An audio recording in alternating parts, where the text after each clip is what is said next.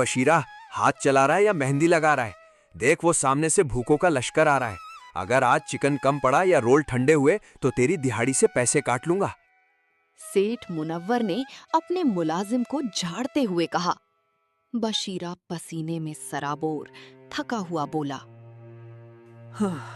सेठ जी, फजर से अब तक 400 चिकन रोल तैयार कर चुका हूँ। कंधे जवाब दे गए हैं। और ये जो नया सुफूफ आपने दिया है, इसे गोश्त में मिलाते ही हाथों में आग लग जाती है। ये आखिर है क्या भला? मुनव्वर ने इधर उधर चोर नजरों से देखा और सरगोशी की। चुप कर, ये शीदे का खुफिया हथियार है। इसे चखने के बाद मुर्दा भी उठकर चिकन रोल मांगने लगे। तू बस ये काली पुड़िया डाल और कमाल देख। जो एक बार इसे चखेगा वो मेरा गुलाम बन जाएगा। ग्राहक नहीं, लोग बीमार लग रहे हैं। कल तो रहमत चाचा कह रहे थे कि यहाँ के चिकन रोल खाने के बाद उन्हें पूरी रात बेचैनी रही और सर चकराता रहा। दूसरी तरफ काशिफ अपने पुराने लकड़ी के खोखे पर खड़ा था। वहां मुकम्मल खामोशी थी। दूर दूर तक कोई खरीदार नजर नहीं आ रहा था। या अल्लाह, आज फिर वही हाल। कई घंटे गुजर गए, सिर्फ 2 रोल बिके हैं। मुनव्वर की दुकान पर मेला लगा है और मेरे पास सन्नाटा। क्या मेरी दियानतदारी ही मेरे रिस्क की दुश्मन बन गई है? तभी वहां से गुजरते हुए बाबा फजल की नजर काशिफ पर पड़ी। बेटा काशिफ, बुरा ना मानना, पर दौर फरेब का है। मुनव्वर के मसालों में वो नशा है कि लोग खिंचे चले जाते हैं। तू सीधा साधा बच्चा है, ये मुकाबला तेरे बस की बात नहीं। बाबा, मैं लोगों के पेट में जहर नहीं उतार सकता। मेरी माँ कहती है कि बरकत सिर्फ उस कमाई में है जिसमें किसी की बद्दुआ शामिल ना हो। बातें तो तेरी बहुत गहरी हैं, पर बातों से चूल्हा नहीं जलता। खैर, हिम्मत ना हारना, वक्त एक सा नहीं रहता। कभी कभी खाली दुकान ही इंसान के सब्र का सबसे बड़ा इम्तिहान होती है।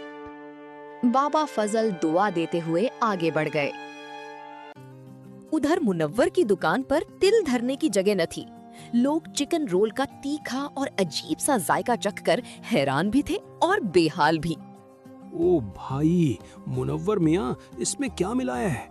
कानों से चिंगारियां निकल रही हैं, पर हाथ रुकने का नाम ही नहीं ले रहा। एक ग्राहक ने हाफते हुए कहा। यही तो जादू है। इसे कहते हैं ज्वालामुखी रोल। अभी तो सिर्फ कानों से धुआं निकला है, तीसरे रोल के बाद तो खून में बिजली दौड़ने लगेगी। दूसरा ग्राहक बोला, जिसकी आंखें नशीली हो रही थी। यार, मुझे तो ऐसा लग रहा है जैसे मैं बादलों पर उड़ रहा हूँ। एक प्लेट और लगा दो। खाओ खाओ, पूरे चिरागपुर में ऐसा स्वाद सिर्फ मलिकुल मौत, मेरा मतलब है सिर्फ शीदे के पास मिलेगा। मुनव्वर के तंज भरी बात पर लोग हंसते रहे और जहरीले रोल खाते रहे। रात के साए गहरे हुए तो काशिफ खाली हाथ घर पहुंचा। कमरे में उसकी छोटी बहन बुखार से तप रही थी और माँ दरवाजे की तरफ नजरें जमाए बैठी थी। अम्मी, आज फिर दवा के पैसे पूरे नहीं हो सके। मुनव्वर के जादू ने जैसे पूरे गांव की अकल पर पर्दा डाल दिया है। माँ ने उसे दिलासा दिया। बेटा, मायूस ना हो।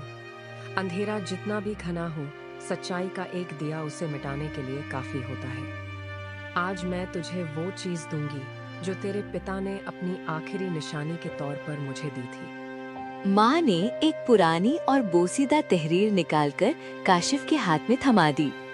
यह तेरे बाप की शाही 9 रत्न रेसिपी है। वो चिकन में जाफरान, हरी इलायची और खास पहाड़ी जड़ी बूटियां डालते थे। उन्होंने कहा था कि जब दुनिया मिलावट की आदी हो जाए तो उसे प्रकृति के खालिस स्वाद से शिकस्त दो। काशिफ की आंखों में चमक आ गई। अम्मी, इंशाअल्लाह कल गुलशन नगर की जबान का जायका बदल जाएगा।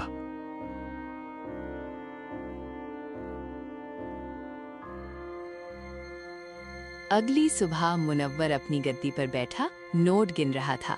तभी बशीरा गुस्से और बेबसी में उसके पास आया। सेठ जी, घर में माँ बिस्तरे मर्ग पर है। 2 साल से आपने 1 टका नहीं बढ़ाया। आज तो कुछ रियायत कर दें। पैसे? तूने क्या तोप चलाई है? गोश्त मेरा, दुकान मेरी, मसाला मेरा। तू तो महज एक चलता फिरता चम्मच है। दफा हो जा यहाँ से, वरना ये खौलता हुआ तेल तेरे सर पे डाल दूंगा।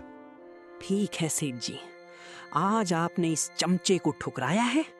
याद रखना, यही चमचा एक दिन आपकी कश्ती डुबोएगा।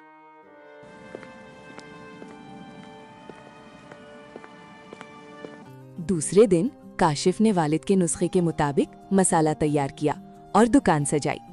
कुछ ही देर में पूरे बाजार में ऐसे इश्तिहा अंगेज खुशबू फैली कि लोग खुद ब खुद उसकी तरफ खींचे चले आए। ये कैसी सहर अंगेज महक है, ऐसा लगता है जैसे फिजा में कस्तूरी घुल गई हो। ये शाही नायाब चिकन रोल है। इसमें कोई केमिकल नहीं, सिर्फ खालिस अज्जा का जादू है। जरा चख कर तो देखिए। लोगों ने पहला निवाला लिया और हैरान रह गए। सुभान अल्लाह, रूह ताजा हो गई। मुनव्वर के यहाँ तो सिर्फ जलन और तपिश थी, यहाँ तो सुकून और लज्जत है। देखते ही देखते काशिफ के खोखे पर हुजूम जमा हो गया और मुनव्वर की दुकान वीरान होने लगी। मुनव्वर हसद की आग में तपने लगा। ये कल का बच्चा मेरी सल्तनत हिला रहा है। ओए, कहाँ मर गया बशीरा? अच्छा, वो तो चला गया, अब खुद ही कुछ करना पड़ेगा। उसने जेब से एक शीशी निकाली। हकीम ने कहा था 2 कतरे बहुत हैं, पर आज मैं पूरी बोतल डाल दूंगा। ऐसा स्वाद बनाऊंगा कि लोग काशिफ का नाम भूल जाएंगे। उसने अंधे लालच में सारा जहरीला केमिकल गोश्त के बड़े कढ़ाई में उंडेल दिया। कुछ देर बाद मुनव्वर के कुछ पुराने ग्राहक आए और रोल खाने लगे। अभी पहला निवाला ही लिया था कि एक चीख गूंजी। मेरा पेट ऐसा लग रहा है जैसे किसी ने अंदर तेजाब डाल दिया हो। मुनव्वर, ये क्या भला खिला दी? मेरी नजरें धुंधला रही हैं। अरे नहीं नहीं, गर्मी है ना, इसलिए महसूस हो रहा होगा ऐसा। देखते ही देखते दुकान के सामने अफरा तफरी मच गई। मुनव्वर के हाथ पांव फूल गए। शाम को जब वो बदहवासी में घर पहुंचा तो देखा कि उसकी अपनी बीवी शकीला फर्श पर पड़ी तड़प रही थी। शकीला, ये तुझे क्या हुआ? बहुत तकलीफ हो रही है। ऐसा लगता है सीने में आग लगी है, सांस नहीं आ रही। तूने कुछ खाया था क्या? बावर्ची खाने में वो लाल शीशी रखी थी, मुझे लगा आप कोई कीमती जाफरानी अर्क लाए हैं। मैंने अपने खाने में वो सारी बोतल डाल दी ताकि मैं भी वो जादुई स्वाद चख सकूं, पर अब नहीं, ये तो तबाही हो गई। बदबख्त, वो अर्क नहीं था, वो तो धीमा जहर था। मैंने इसे दूसरों को बर्बाद करने के लिए बनाया था ताकि लोग मेरे स्वाद के आदी हो जाएं। क्या आप गांव वालों को मौत बांट रहे थे और मैं फख्र करती थी कि मेरे शौहर के पास हुनर है? हाय, ये आपने क्या गजब कर दिया। तभी दरवाजा धड़ाम से खुला। इंस्पेक्टर, डॉक्टर और गुस्से से भरा हुजूम अंदर दाखिल हुआ। आप लोग, आप यहाँ क्या कर रहे हो इस समय? मुनव्वर, अब ये ड्रामा बंद कर। बाहर पूरा गांव तेरे नाम पर थू थू कर रहा है। आधे लोग अस्पताल में दाखिल हैं। हमें पता चल गया है कि तू दुकान पर गोलगप्पे नहीं, मौत बेच रहा था। नहीं दारोगा जी, वो तो बस मामूली पेट दर्द होगा। मौसम खराब है ना। झूठ, सफेद झूठ मत बोल मोटे सेठ। अपनी बीवी की हालत देख और फिर बोल। दारोगा जी, मैंने अपनी आंखों से उसे वो काली पुड़िया मटके में डालते देखा है। जब मैंने रोका तो उसने मुझे नौकरी से निकालने की धमकी दी। मुनव्वर, वक्त बहुत कम है। तुम्हारी बीवी के जिस्म में कोई खतरनाक जहरीला केमिकल फैल चुका है। अगर अगले 10 मिनट में मुझे इस चीज का नाम पता ना चला तो उसका बचना नामुमकिन है। जहर दिल तक पहुंच रहा है। क्या? नहीं, इसे कुछ नहीं होना चाहिए। डॉक्टर साहब, कुछ भी कीजिए, इसे बचा लीजिए। तो सच उगल, क्या मिलाया था तूने? कौन सा मसाला था वो? अगर आज ये मर गई तो तुझ पर कत्ल का मुकदमा चलेगा और सीधी फांसी होगी। साहब, मुझे फांसी दे दो, मुझे गोली मार दो, पर मेरी बीवी को बचा लो। मैंने पाप किया है साहब, लालच के चक्कर में अंधा हो गया था। वो मर्क्यूरी ऑक्साइड और सिंथेटिक लेड का मिक्सचर था। हकीम ने कहा था कि इससे स्वाद का नशा चढ़ता है। मरकरी और लेड? तुम पागल हो गए थे मुनव्वर। ये सीधा धीरे धीरे असर करने वाला जहर है। ये इंसानों के फेफड़ों और दिमाग को सुन्न कर देता है। तुमने पूरे गांव की जान खतरे में डाल दी। सेठ, तू कहता था ना कि मैं सिर्फ एक चम्मच हूँ। देख, आज उसी चम्मच ने तेरे जहर का घड़ा फोड़ दिया। अब सड़ना जेल में। डॉक्टर साहब, नाम बता दिया ना, अब तो इसे बचा लीजिए। मैं अपनी सारी जायदाद, सारा सोना बेचने को तैयार हूँ। बस इसे एक बार खड़ा कर दीजिए। दारोगा जी, मुझे इसे फौरन बड़े अस्पताल ले जाना होगा। मुनव्वर, तुम्हारे पैसों से इसकी जान बचेगी या नहीं पता नहीं, पर तुम्हारे कर्मों ने इसे मौत के मुंह में धकेल दिया है।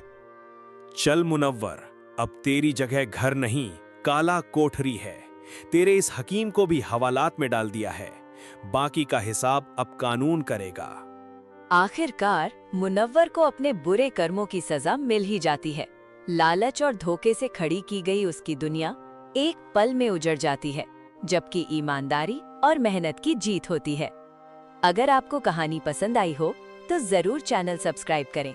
हमें आपकी सपोर्ट की जरूरत है।